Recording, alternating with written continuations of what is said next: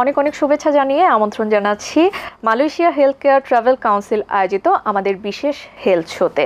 আপনাদের সাথে আছি আমি ডাক্তার ফাতিহা শাফি, আর থাকছে অনুষ্ঠানের পুরোটা সময় জুড়ে। দর্শক, আজ আমাদের সাথে অতিথি হিসেবে আছেন থমসন হসপিটাল কোটা ডামানসারা হসপিটালের একজন বিশেষজ্ঞ চিকিৎসক, যিনি 20 বছরেরও অধিক সময় ধরে রেসপিরেটরি মেডিসিন নিয়ে চিকিৎসা পেশার সাথে সংযুক্ত আছেন এবং অত্যন্ত সফলতার সাথে তিনি ওতপ্রোতভাবে এবং সফলতার সাথে এই পেশার সাথে তিনি নিয়োজিত আছেন। তিনি হলেন doctor Jamalul Azizi bin Abdul Rahman, consultant respiratory physician and interventional pulmonologist. First of all, we would like to know about your experience and expertise in respiratory medicine. With regard to my experience in respiratory medicine, I've been working as a consultant respiratory physician and interventional pulmonologist in the last 20 years. I basically cover basic respiratory conditions to the most advanced respiratory conditions. Basic respiratory conditions mean conditions like asthma, tuberculosis, and lung cancer. And I also deal with advanced respiratory conditions where I offer interventional pulmonology. Okay, so you are talking about the respiratory condition. We would like to know about what are the most common respiratory condition that can affect all over the people. There are 5 respiratory conditions that are considered very common, and these are TB or tuberculosis, asthma, COPD or chronic obstructive pulmonary disease, pneumonia, and lung cancer. Okay, so we all know about that there may be some predisposing factors to affect any kind of diseases. So what are the common predisposing factors in this situation? Okay, so for instance, if someone has in tuberculosis, okay, there are predisposing factors such as if someone has reduced immunity, advanced age, if the patient has comorbidities such as diabetes, so these are factors that may predispose such patient to tuberculosis. If you consider another condition like COPD, chronic obstructive pulmonary disease, the most important predisposing factor is smoking. For lung cancer, the most important predisposing factor is smoking as well. Smoking plays a vital role in lung cancer and COPD and asthma also. We would like to know about that. How does Thomson Hospital specialize in treating lung diseases such as asthma, COPD, and other lung diseases? Okay. For all these conditions, we manage the conditions by offering diagnosis and treatment. And for instance, for asthma, we make sure we make an accurate diagnosis using the tools that are available in Thomson Hospital. The treatment depends on the severity of asthma. From mild to severe, we can treat asthma. In mild asthma, we use bronchodilators. For the severe asthma, sometimes we may need to use biologics. And for other conditions like COPD, again, it depends on the severity. For mild COPD, we may give bronchodilators. For the advanced COPD, especially if the patient has emphysema, we can offer interventional pulmonology procedures we call bronchoscopic lung volume reduction or BLVR to reduce the hyperinflation and air trapping. For lung infection or pneumonia, we also make sure that we make a correct diagnosis using imaging, such as a chest radiograph or CT scan of the lung, and then the treatment is mainly antibiotics. And in some cases, we may do flexible bronchoscopy to make an accurate diagnosis of pneumonia. Yeah. Okay. Can we see any kind of video? Okay. These are the videos of interventional procedures that are available at Thomson Hospital, Kota Damansara. The first one is endobronchial ultrasound or EBUS. Okay. The video shows how we place a flexible tube into the patient's airway. The tube, the flexible tube, has an ultrasound probe at the tip, and then we will introduce the flexible tube into the patient's airway and to look for any growth outside the airway. And once we identify any growth outside the airway using the ultrasound, we will use a needle to be put into the growth or the mass, and to take samples for diagnosis. The second video shows how we perform bronchoscopic lung volume reduction, or BLVR, for the treatment of severe emphysema, COPD, with emphysema phenotype. So in this video, we put valve, one-way valve, into the lungs to allow air to exit from the lung and to prevent air from entering the lung. So by doing that, we can reduce the hyperinflation, and in that way we will make the patient feel better. The breathing is better. Okay.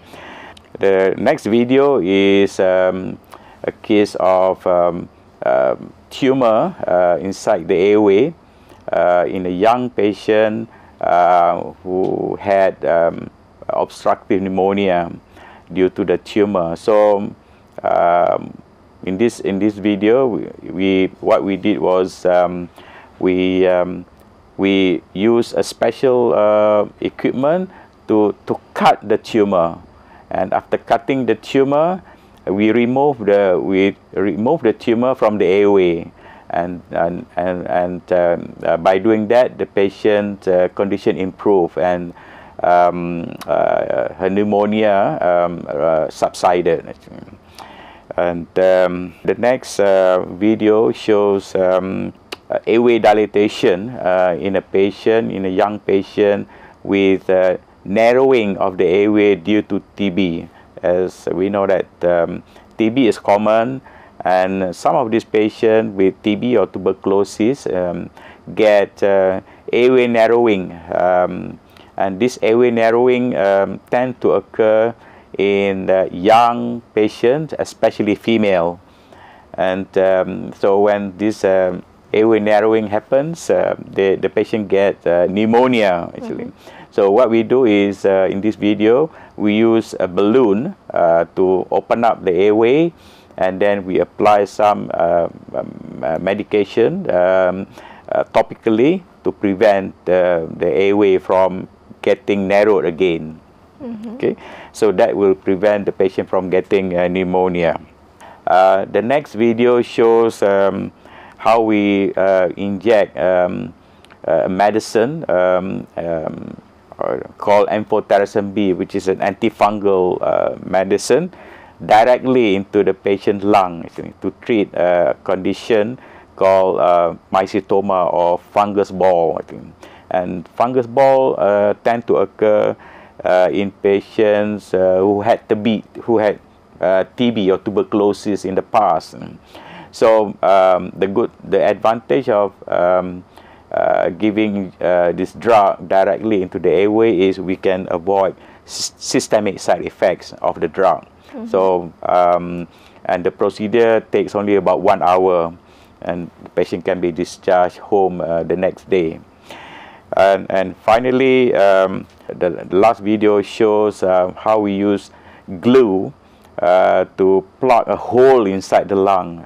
In the video, this patient is a young patient who underwent pneumonectomy or complete resection of his lung for a lung condition, and then 4 years after the operation, he developed this fistula or a hole inside the lung, inside the airway.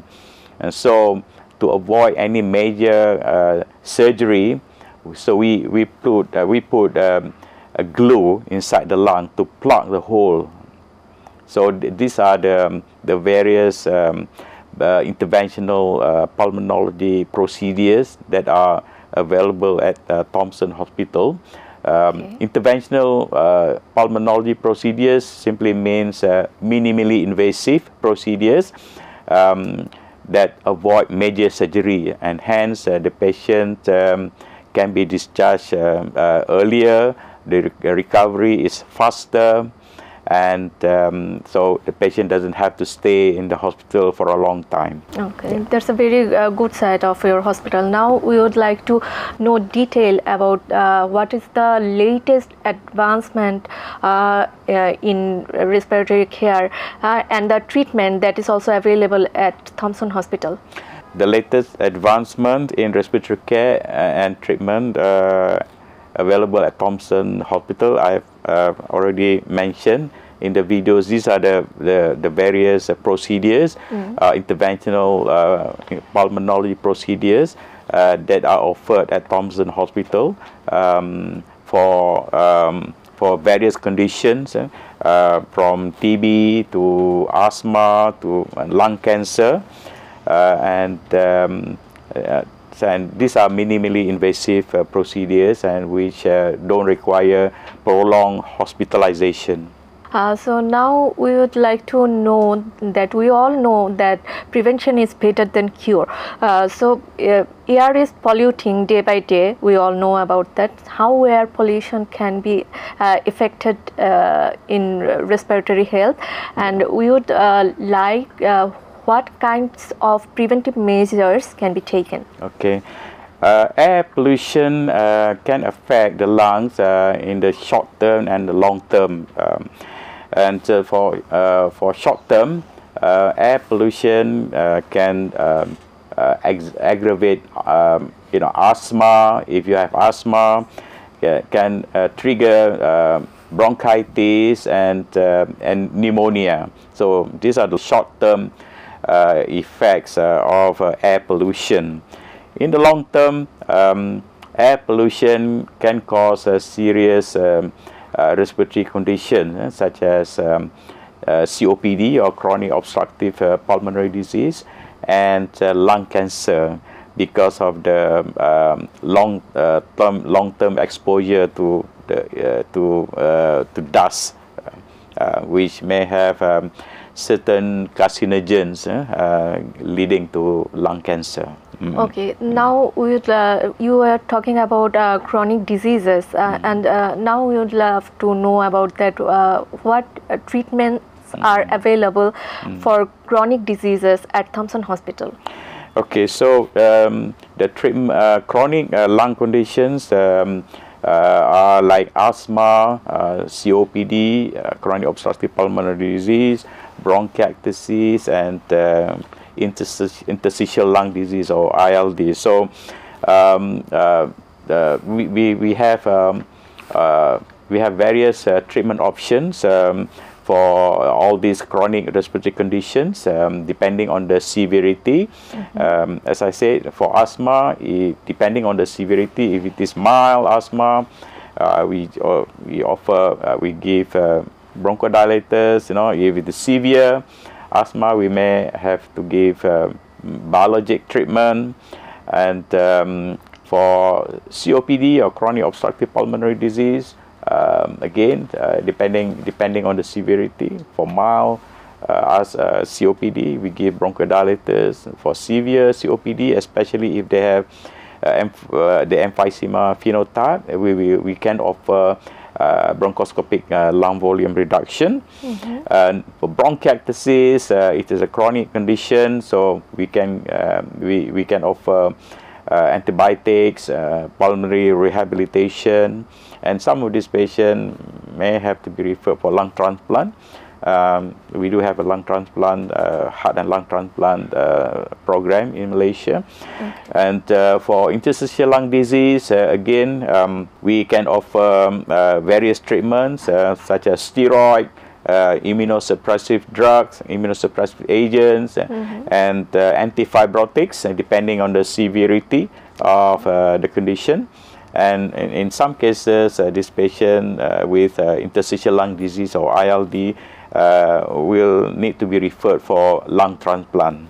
Okay. So now we would like to know about how can Irving help patient to visit Thomson Hospital. If you are interested to find out more about how to seek treatment at Thomson Hospital, please visit the Thomson Hospital website, and we are happy to answer any queries from you. Yeah. Okay. What will be your advice to patient to keep their lungs good? A few things that they can do. First of all, they should not be smoking, or if they are smoking, they should stop smoking, because smoking can cause a lot of respiratory problems such as lung cancer, chronic obstructive pulmonary disease, and even coronary artery disease. And the next thing they can do is to receive regular vaccination. This is important, especially if they have chronic lung problems such as asthma, chronic obstructive pulmonary disease, or bronchiectasis or interstitial lung disease. So they are advised to receive vaccination to prevent them from getting pneumonia.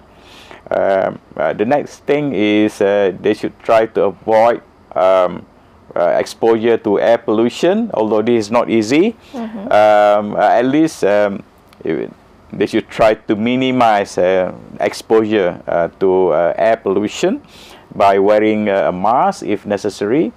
And then the simple things like regular exercise, and taking healthy diets, all these things can ensure that you can maintain a good lung health. Okay, we all know there are many types of myths or misconceptions about lung cancer. So what's your perception about that? I think one myth about lung cancer is that once you get lung cancer, once you are diagnosed with lung cancer, that's the end of the road for you, actually, and it's almost like incurable, cannot be treated anymore. And but that's not true, because now there are many treatment options which are available to treat lung cancer, even if it is diagnosed at an advanced stage. There are many new therapies available to treat lung cancer.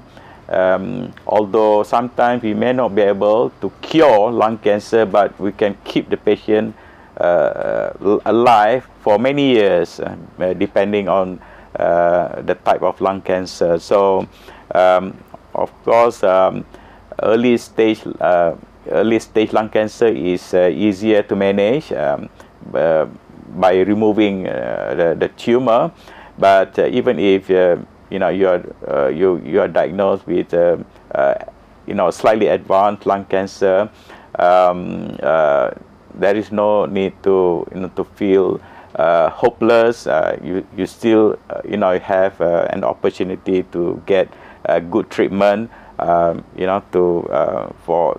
prolong life, actually. So I think that's the myth about lung cancer.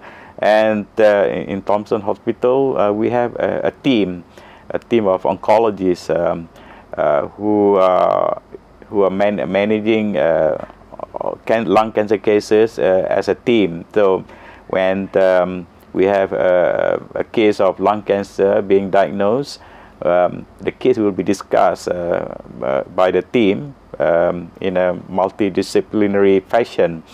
So the discussion will involve the oncologists, respiratory physicians, and cardiothoracic surgeons. So depending on the stage of the lung cancer, we will decide what is the best treatment option. If it's early stage, the patient will go for surgery offered by the cardiothoracic surgeon.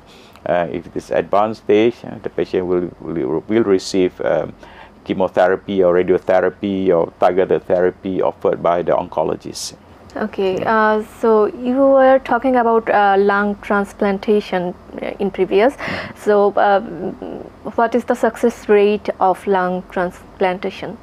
The success rate after lung transplant is very good actually, and many of these patients can live for many years, although they have to take immunosuppressive drugs, to prevent rejection.